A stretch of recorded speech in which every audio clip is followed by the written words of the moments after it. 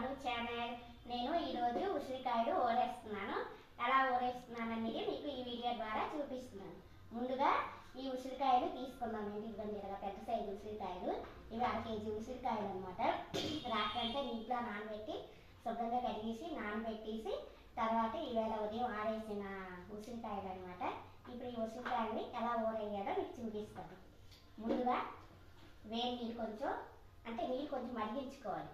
గోరువెచ్చగా మరిగించుకొని ఇవన్నీ ఇలా ఈ డబ్బాల బాక్స్లో ఇలా వేసుకోండి. ఇలా వేసుకొని సరిపడ్డా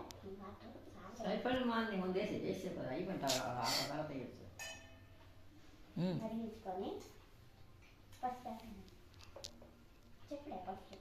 పసుపు ఒక 2 చెంచాలే. మరో పక్క చెప్పాలండి ఏదైనా పడుతుంది చెప్పకపోతే నాకు తెలియదు. పసుపు 2 చెంచాలు, ఉప్పు ఒక 10 చెంచాలే, సాల్ట్ ఒక 10 స్పూన్స్, 1 2 3 4 5 6 సరిపోద్దులే. ఎందుకంటే కాకపోతే చూసుకోవచ్చు. 6 స్పూన్లు కారం, కొంచెం కారం అవసరం లేదు, పచ్చిమిర్చి వేస్తే బూజు పడుతుంది అన్నమాట. పచ్చిమిర్చి 5 పచ్చిమిరపకాయలు తీసుకోండి. కొంచెం ఎండుమిర్చి కట్ చేసింది ఎండుమిర్చి అనమాట. తర్వాత కొంచెం ఇంగువ అనమాట.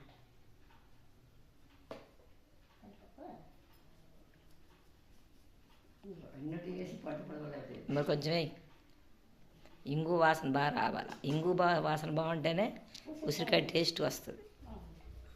ఉప్పు కారం ఇంగు వాసన మంచి టేస్ట్ స్మెల్ ఉంటుంది. ఉసిరికాయ పాడవద్దు కూడా.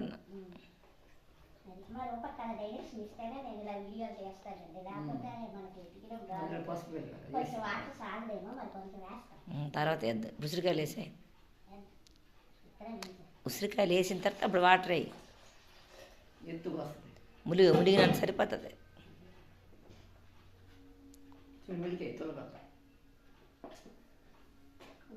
చూడు పుట్ట వస్తుంది.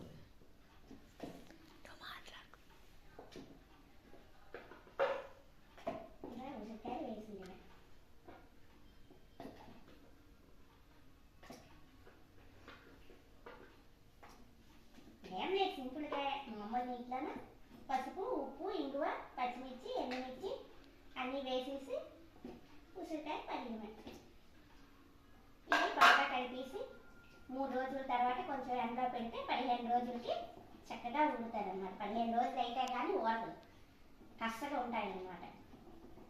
లాస్ట్ టైం మనము అలాగే కదా అలాగే చేస్తాం. చాలా బాగా వచ్చాయి. లాస్ట్కి బాగా టేస్టీగా వచ్చాయి. బాగా టేస్ట్గా వచ్చాయి, బాగా ఊరాయి. కారం వేస్తే బూజు వస్తుందట, నాకు ఒకరు చెప్పారు. కారం వేయకూడదు, పచ్చిమిర్చి ఎండుమిర్చి వేయాలి. తర్వాత వేడి నీటిలోనే ఊరేయాలి. వేడి నీటిలో ఊరేస్తేనే అవి బాగుంటుంది అనమాట ఉసిరికాయ. ఇలాగా ఈ విధంగా మా ఇంట్లో ఉసిరికాయలు ఊరేసాము.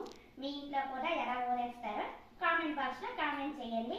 ఈ వీడియో నచ్చితే లైక్ చేయండి, షేర్ చేయండి, సబ్స్క్రైబ్ చేయండి.